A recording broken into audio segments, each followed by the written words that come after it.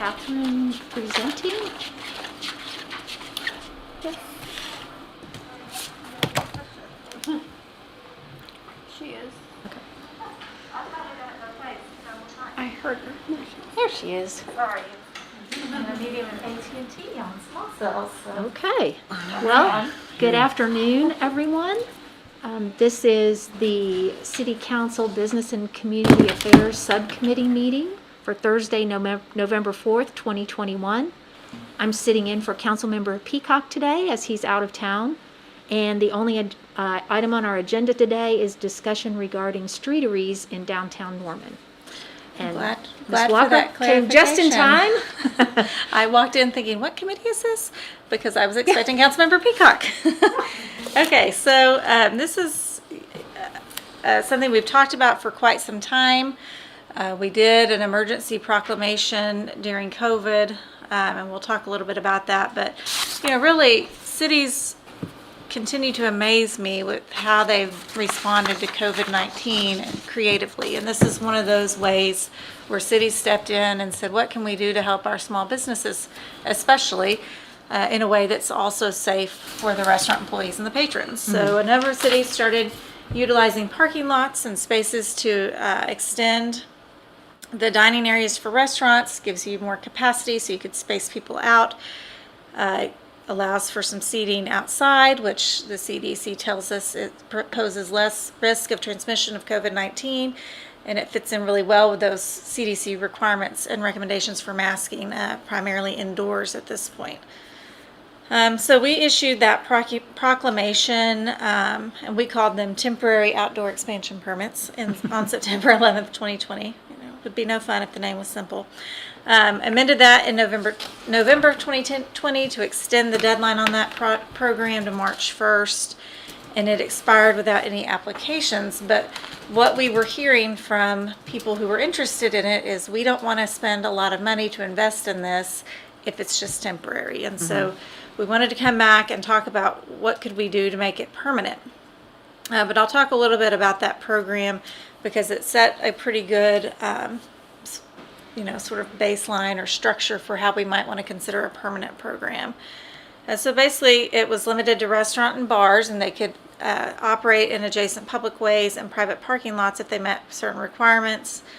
They had to already have a permanent location within the city limits. They had to be current on all of their permits. And they had to have general liability insurance that was sufficient to fully indemnify the city, and we would be named as an additional insured. It was limited to the immediate adjacent sidewalk, on-street parking, and or private parking lot. It was required to be enclosed by a physical barrier approved by the Director of Public Works and sufficient to separate the service area from the right-of-way and to deny non-customers, especially in those areas where they would be serving alcohol. That was really important. And then you have to ensure that the sidewalk isn't blocked, that people can still get around, and more importantly, not just people, but people in wheelchairs. It needed to be ADA compliant.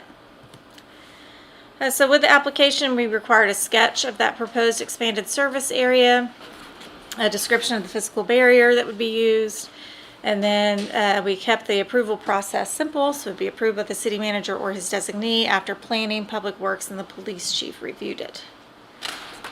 So I got several pictures from people throughout this process. Then I've, used my vacations to observe other instances. This is, I think, actually from Colorado when I was there this summer. You can see the type of barriers vary. They didn't really have anything all that substantial. Whiskey barrels, and then just sort of the cedar fencing. This, I think, is in Colorado Springs. You see street barriers being used on the left picture, and then on the right picture, they just completely closed the road, and it looks like they have people, and Stephen, you may have sent these to us. Looks like they were using the entire street. This, I believe, is maybe Edmonds. So they've required those street barriers. They've allowed it to become a place for public art, and so they've had artists come out and paint them and kind of jazz them up a little bit. And then you can see here, this is also Edmond the ways people have handled it to make the area flush with the curb, put out sort of that decking, and then still protected by those barriers. I went to New York over fall break, and I was very annoying to my family taking these pictures. But in New York City, they require you to have a vaccine and an ID to go into any restaurant or place, entertainment place or bar or anything like that. But they have options if you don't have those. So they have this outdoor seating, and I'm not entirely clear on what their rules are, but the one on the left is obviously a bigger investment. And the one on the right is not immediately adjacent to the road, so the barriers weren't as big of an issue. They were able to be pretty decorative, and it was a really nice space. And then you have this one, which may be the argument for design standards. Mm-hmm. It was not nice. This was in Harlem, and those are not pieces of plywood where the windows would be. It's shades that had rolled down, so that it can be open air. And then they have these weird vents, and it was just sort of, not quite as nice as some of the others.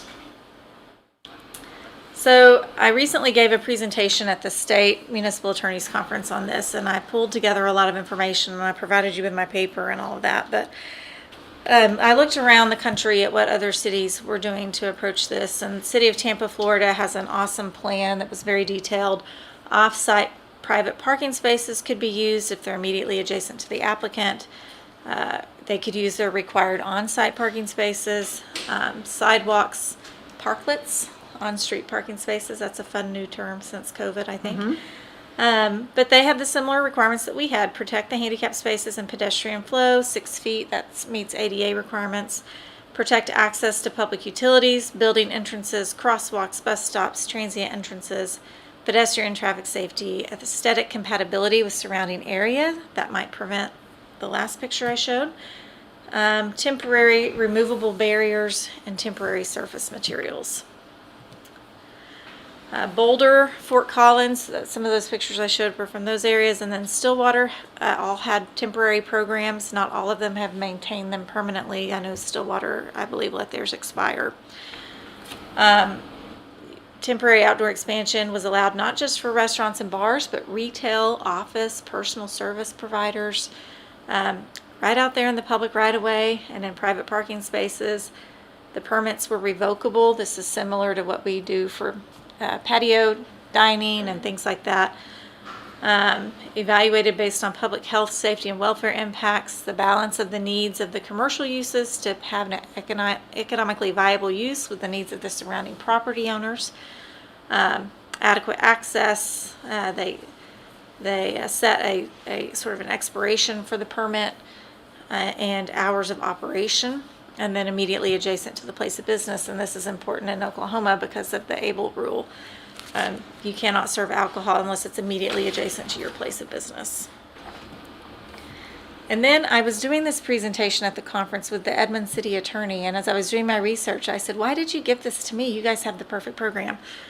So I spent most of my presentation bragging on my co-presenter. They have a really good program, and they've set out this purpose, as it says up here, which I think really speaks to what Norman is interested in. This isn't, if we want to make it permanent, we aren't just wanting to create, additional eating space for restaurants, but it's an efficient use of urban space, attractive additions to local streetscapes, inviting people to sit and stay in public spaces. I really liked that. Mm-hmm. Enhancing walkability and encouraging business participation in a vibrant streetscape. They've had a lot of participation. Some of those pictures I showed were from Edmonds. Their program really sets out, here are design elements you can use. Here are others that might require approval. They give you additional options. So it's an easy application process, and it's really clear what things work for the city without a lot of review needed. And those reviews go through the planning department. They have a maximum of 3 parking spaces that you can use in front. You have to maintain a 5-foot pedestrian pathway. The barriers have to meet this ASTM 3016 standard, so bollards at least 3 feet from the nearest edge of the travel lane. And I'll show you why that's important in a minute. And then barriers around the perimeter. If you put down decking or other surfaces, it has to be ADA accessible, it has to be flush with the curb, and made of durable materials. It cannot be located within 5 feet of or should not hinder access to a fire hydrant, not located over a manhole, public utility valve, or cover, and cannot impede drainage. All, good considerations. If you put furniture out there, they need to be made for outdoor use, and this is what I thought was really awesome. And when you look at the purpose for this program, allow use of space during off hours. So those chairs don't get pulled inside at night and you just have this weird barrier space. It's a place where people can come and have coffee before your restaurant's opened, or hang out and read a book, whatever. It's part of that vibrant streetscape that they talked about. And then they give other great helpful items for applicants. They identify acceptable types of lighting, shading, heating, flooring, planters, pretty much everything they've covered. So, we want to make sure, I think, that we involve the businesses in different areas to help spot barriers to participation. What might work great for downtown might not work great for Brookhaven Village. Each shopping area in Norman is going to have different considerations. And so if we could get businesses from a variety to participate in planning for this and really think about what it would take to implement a program like this, I think we could draft a really good program that could be utilized citywide. I think we probably want to consider aesthetics. I mean, they don't have to be the prettiest thing in the world, but they don't have to look like a rundown shack either. So I think that's something to consider. Safety, accessible pedestrian access is really important in dining areas. Protecting those is really important too. And I'm gonna hopefully, yes. This is in Edmond. I was gonna ask you, because that looks similar to the other picture that you had. Yeah. Yeah. So you can see on the right, there's this great little outdoor dining area. So is that like an empty filling station lot? An old gas station. It's been converted to a diner. Okay. So thankfully the cars didn't go and test that barrier, but that is why you want a barrier, because you don't want to put pedestrians, especially on the corners, where those kind of wrecks are more likely to happen. Oof. So that's just something to consider when the Edmonds City Attorney sent that to me. It really drove that home. Mm-hmm. Other things to consider would be the loss of public parking. So if we're taking these spaces and the program really takes off and you do a maximum of 2 or 3 spaces per restaurant or bar or whatever, you start cutting into the parking that's available. The license, we've got to look at their ABLE license and make sure that they're compliant with the licensed premises. ABLE has been very understanding of these types of challenges during COVID, and I think they've worked well with Edmond, and I think they'll continue to do that as long as these spaces are adjacent and we have some sort of permit that allows them to lease that. And then, as I said before, coordination with adjacent properties, and what we've heard is that participation is more likely if we make this a permanent option. So I wanted to give all of that to you. I hope you got a chance to look at the Edmond materials that were in the packet. They have a great program, and they've really thought of everything. And it's probably at the end of that paper. I had a lot of attachments to it, but. Okay, well, number one, in our packet, I've got your paper and then the PowerPoint. Yeah, but I don't have the Edmond. Is there something attached from Edmond? It was attached to my paper, so I will send that out to you. Okay, maybe it is, and It was quite a bit of information. It would have been thick. Was it in there? Okay. Because I think I attached the Tampa plan too, and that was a good amount of info. Okay, well, I mean, it's got a paragraph in here about Edmond, but I don't know. Am I missing something? I can't. Okay. I'll make sure that gets emailed out to you guys. Yeah. So, Councilmember Holman. I was shutting down my email with somebody. So Edmond doesn't require the sidewalk go around, or like they don't have to make a new path that goes around. You have to ensure the We had talked about pedestrian. doing that. Yeah, you have to ensure pedestrian access. And so I think that the trick is, and it depends on the type of business, but if it's a business that wants to serve alcohol, the outdoor dining can't be on the other side of the sidewalk. Right. And so you have to position your barriers in a way where people can walk outside of it and around it. And so in the video I showed, that corner's big enough, and they were using a fueling station, so there's a lot of outdoor space that they didn't have to create another path. But if Volare and the deli wanted to do it on White Street, they would have to have the path go around the outside, though, because Yeah. they would both want to serve alcohol out Yeah. there. And I definitely don't love the concrete barriers. Like, every time I drive down Lindsay Street and I see them around campus, it just drives me crazy. They are not the prettiest thing, but they do meet the standards. Right. And I guess I'd rather have those than the plastic ones that Right. are fake. I don't know. But we've also had cars crash to the front of buildings on Main Street before. So it's like, you just put up barriers everywhere, and So, I mean, yeah, I want to do whatever we can to change our existing policy to, maybe more so encourage this, because like you said, nobody's taken us up on it. And I do think, I mean, this is something that I've been really interested in from the very beginning. And if I recall, we thought that it would be a great place to try this as a temporary option. But I think there was, at least on my part, and I know Councilmember Peacock, Councilmember Holman, and others, I mean, I would love to see us explore a permanent option.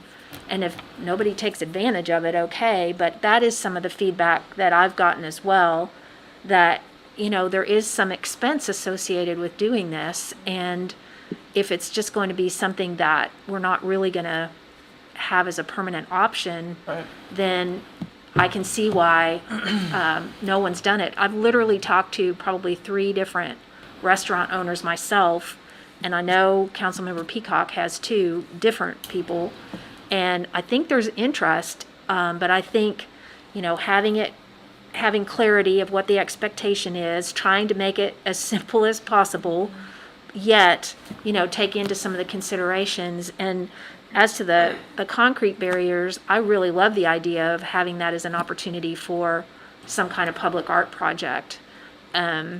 Because I also remember Mr. O'Leary being really concerned about just the safety aspects of, blocking off. I think he's probably heard of that wreck. Yeah, yeah. The public works directors tend to talk, so. So I agree with you, Councilmember Holman. I would rather have an opportunity for an art project with the concrete barrier than the orange plastic, Yeah.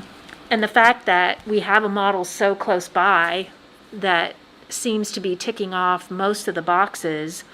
And I love their purpose, and making sure that we're intentional about aesthetic compatibility, again, without making it overly onerous of what the expectation is, but that it is a way to activate the street. And I think in this part of the country especially, we have that opportunity for outside dining so many months of the year. And I don't know, I just really think it's an idea that has been so successful in other cities, and for some reason, I don't know if it was temporary, and of course we did let it expire, but I'm really interested in pursuing this. And I wondered if you have any sense of, is there a cost for the permit in Edmond? Do we have any idea what the investment has been on the part of the restaurant owners? I don't know what these kind of things are costing the restaurants, but I can ask and see if my colleague in Edmond has any sense of that. I was looking, I pulled up their permit. And they show pictures of some that aren't immediately adjacent to the premises. So I'm curious if those restaurants just aren't serving alcohol in those areas, and I'll ask about that too. Because I think that's a really important piece of all this, and it sounds like we have a little bit more flexibility than we have had in the past. And I know we have, a way that we work with that on game days, certainly, so we have a model for that sort of thing.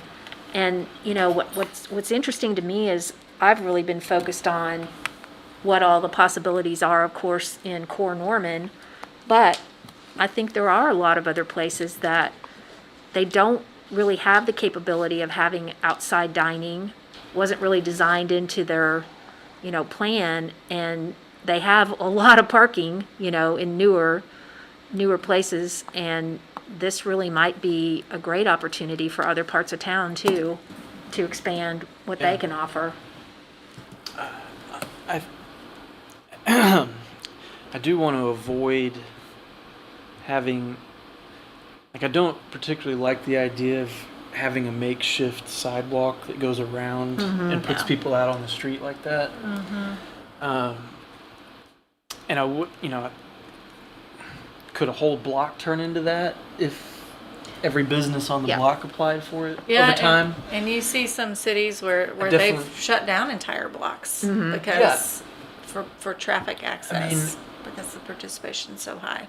Ideally, I mean, as much as I want to allow restaurants to serve alcohol out there, I don't know if I want to do it at the expense of having people have to walk outside of the area there. I think one way to pursue that is probably through a change in state law, perhaps to say, well, due to COVID, we're changing the rules on if your liquor license allows you, if you have this permit from the city, something like that. To Something in the definition. do the of front, then immediately the adjacent. public sidewalk running through the middle of it is not a interruption Yeah. of your license.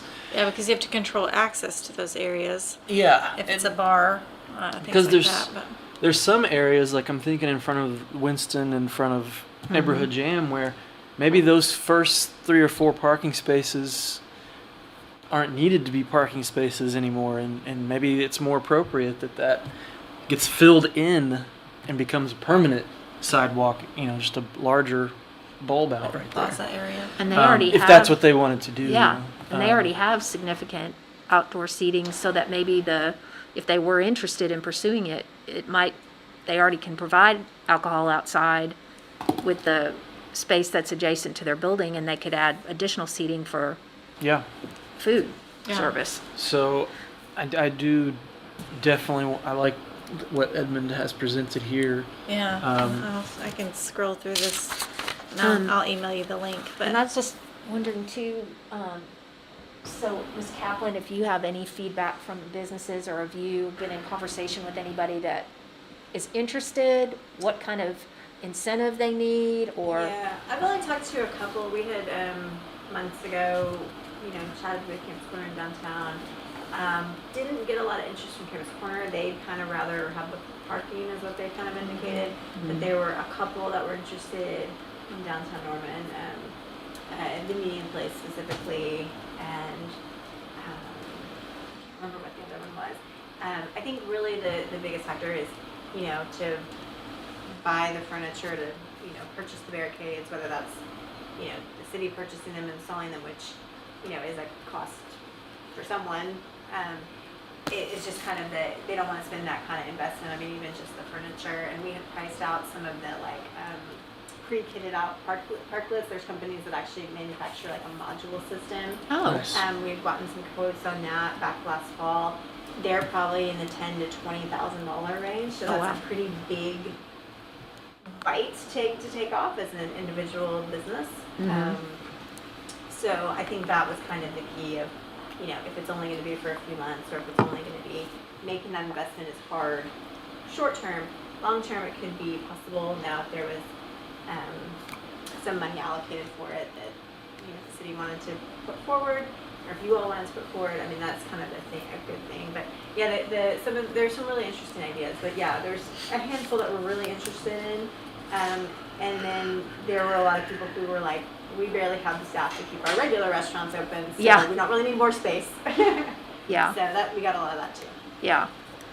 Yeah, I'm a little bit curious if we've, missed our window of opportunity in some ways too, but I just feel like because of the part of the country that we live in, and the certainly in the downtown areas, Campus Corner, potential up along the Porter Corridor, of really activating those spaces. It just seems like it's already so compact anyway that this would, really open up some possibilities. I was also intrigued that other places have expanded it beyond basically what I would call restaurant and bar service to include other uses. And I think my preference would be to try this first Yeah. and see if it catches on and keep it as simple as possible. And then if there's, a demand to consider other uses, then we could revisit that later. But I thought that was intriguing. And then to your point, Councilmember Holman, I also thought about, what if you had multiple businesses, would we limit how many parking spaces could be blocked off per block? And would that be first come, first serve? I don't know if that would be part of something that we would want to think about. I think the way we've made other decisions like that, for example, when the 200 West block wanted to change the parking length for their block, Dr. Bird kind of went door to door and kind of had a little petition. So, I think if more than, if there was 6 restaurants on a block and they wanted to do the whole thing, it just kind of come down to chatting with that specific block. Because there could be some neighboring businesses that would not be super thrilled to have that, but I think overall most people would be pretty accommodating to lose 2 or 3 parking spots. It just kind of depends on the block. Yeah. Yeah. And then, because I keep trying to wrap my head around the ABLE requirements, and that is a bit of a challenge. So I would be curious to see, how Edmond has dealt with that. And I think Tulsa has done this too. Yes, no? I don't know. That's it. I'll call their attorney and see Yeah. what they've got. Theirs might have been temporary. but Yeah. I'm pretty sure they did it. Yeah, a number of cities, I think, did it temporarily. Edmond, I think, is the only Oklahoma city that did it permanently. Permanent. They just had such a great response to the temporary program that they adopted it permanently. And was their temporary program as well thought out as their permanent program? I don't know. I have not seen the temporary program. I think they've taken that down. But I imagine they go into so much detail on these design elements. I'm sure it comes from lessons learned. But I mean, it's really a great set of guidelines Yeah. that give us a great place to start. Pallets are not acceptable. Vinyl fencing is not acceptable. Yeah. There was a picture too that you had on your PowerPoint that was like a wooden deck, and I was wondering if how they had that handicapped accessible, because maybe there's a ramp there, some access, because that looked pretty extensive. Yeah, that's for a seating area, but it's flush with the curb. Oh, okay. So that's Okay. what brings it up, so they don't have to go down a step Okay. into the dining area. Yeah. One thing, Yeah, go ahead. one thing I would note too about barriers and design is like that intersection in Edmond is a 5-lane street, main arterial that connects to I-35 going this way, and then Broadway, their main street, which is a 4-lane street going this way. So it's one of the busier, maybe the busiest intersection in their downtown. And there was no parking right adjacent to that. So it was directly exposed. So, it may be that we want to consider more hardy barriers based on speed limits of the adjacent streets. And that was like- something that was If one of these discussed. were on Campus Corner, for example, the need for a concrete barrier might be less because the traffic move. I mean, right on Boyd would be different, Boyd and Ass, Right. but like further down Ass How many Street, lanes? it's very the, slow. Speed limit, that kind of thing. So a lot of the built environment, and we talk a lot about that. Strong Towns talks a lot about that. The way the streets are built really often determines the way traffic functions on them, and that accident is, in my opinion, a classic example of intersections like this that are built for high-speed traffic. Dual but they're- turning lanes. Yeah, but they're in a urban downtown. Like this should be like 3 lanes right here. Yeah. This should be like Porter and in Maine, maybe. But this is probably a busier intersection than any intersection in downtown Warren. Yeah, that's Second and You know? Broadway. Yeah. So something to consider there. So just a couple of points that Councilmember Peacock had passed along was he sourced out just, a kit sort of thing, but his number, I don't know what he was basing it on, but his number was a lot lower, that, we might want to put together an option like that to help offset the capital cost by businesses that are already struggling. And he was talking about potentially including leveling brackets, framing material, lighting, barricades, and his example was the wooden barrel picture that I think you had filled with sand and plants on top. And he was estimating $20,000 to $25,000 to put together 8 to 10 kits. So I don't know. Anyway, we know we have a couple of businesses that would be interested in pursuing this. I think number one, if it was permanent. Number two, if we could offer some kind of assistance. But I actually know one business owner that just roughly guesstimated it would take a $5,000 investment but he already had some outdoor furniture. But for the barricades, I mean, that was just a rough guess, and that he felt like he could probably manage that. So, and that's been quite some time ago, so I don't know, where we are now with staffing and worker shortages and stuff like that. And I know that one of the other things that Councilmember Peacock was interested in talking about and has thrown out at our retreat and in other venues of, using a very modest amount of ARPA money to offer a startup type of program. So there's that too. So other thoughts from our committee members? No, I think that's, yeah. Yeah. So next steps, you mentioned trying to get some more feedback from business owners. You think that's something we could work on? And maybe use the Edmonds program, since it is so successful, as the model and see what they think about it. Sure. So I don't know, would we want to come back here or just take it to a study session after we've done that work? I would say maybe come back here and Okay. then we can take the program, the fully developed program to the Okay. study session, and then we can move forward with adoption from there. Well, I really like the idea of contacting restaurant owners from lots of different places in town, because I think they'll have a completely different perspective in more of a contemporary strip mall type of setting than what we would be talking about Yeah. downtown. And if there's even interest, I don't know. And the barrier requirements in a shopping center would be very different from what you would need Yeah, on Main Street. Yeah. And West Main Street and East Main Street, or, downtown would be different, so and it would be interesting. when we first started talking about this, by the time we could get taken action on it was already in November, I believe. And so kind of late in the season. And I know one of the negatives about it all was, we've lost that prime, great Oklahoma weather. But I remember at the time, and of course we're in the middle of COVID, but I mean, there were so many cities, Chicago, Minneapolis, places that are freezing cold, and they'd figured it out, how to Just do move those outdoor. heaters outside. Yeah. Yeah, and they had, temporary like structures and stuff, and they were wildly popular at the time. Yeah. So, anyway.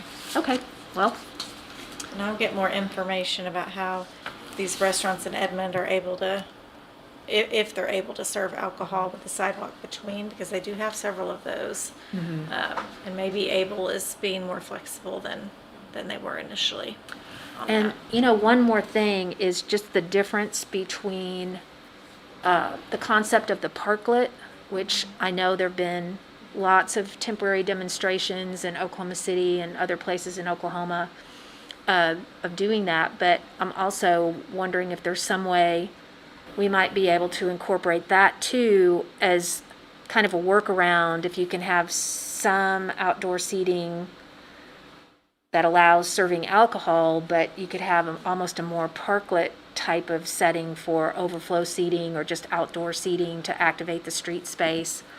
So I don't know if there's a way to fit that into. Okay, I think that was pretty much everything he had.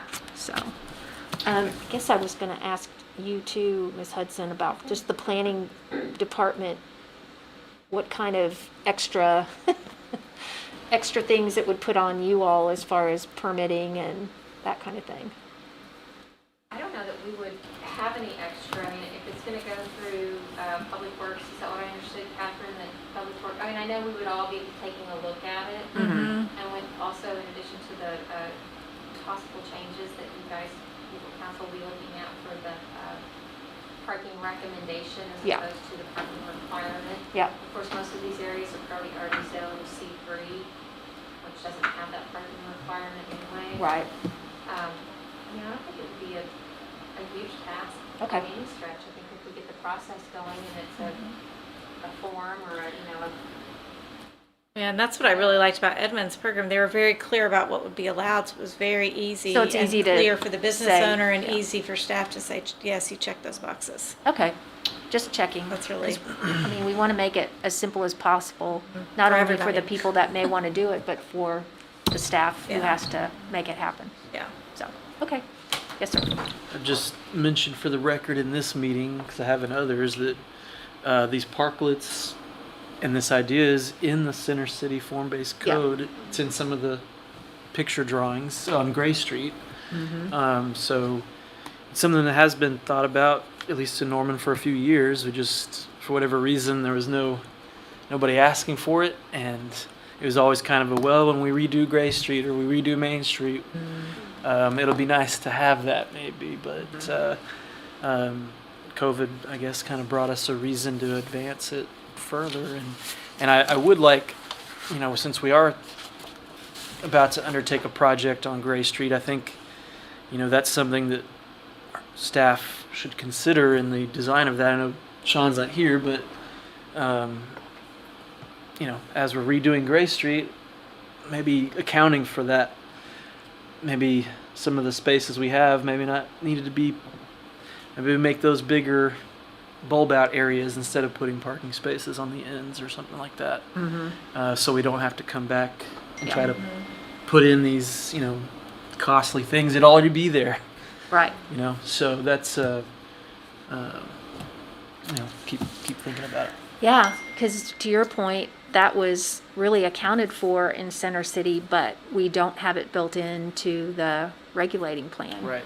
That's one of the pieces that was left unattended when we had to stop our work on the ad hoc committee that we were hoping to revisit at the time. So, Well, and if I could just add, Sure. Councilmember Holman brings up a really good point. Once we do the work on Gray, which I know the parking lot has been there, but we forget about it. If you're on Main Street, you Yeah. don't necessarily see that parking lot. Yeah. So, especially after hours, dinner, whatever, somebody might be over there on Gray.